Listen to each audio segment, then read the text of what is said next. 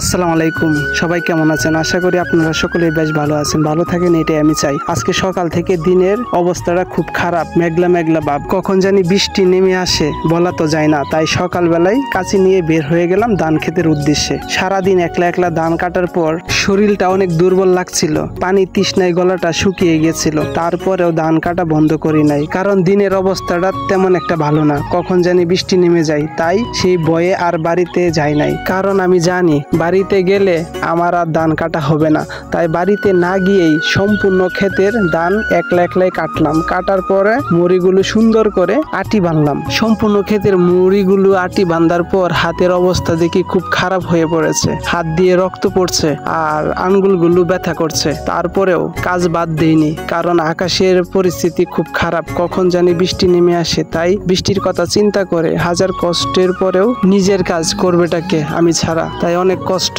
করে হলেও কাজগুলো শেষ করলাম। আচ্ছা যাই হোক, অনেক বকবক করলাম। এবার আপনারা সম্পূর্ণ ভিডিওটি দেখুন, আর ভিডিওটি ভালো লাগলে একটা লাইক কমেন্ট করে যাবেন। সবাই ভালো থাকবেন, আল্লাহ হাফেজ।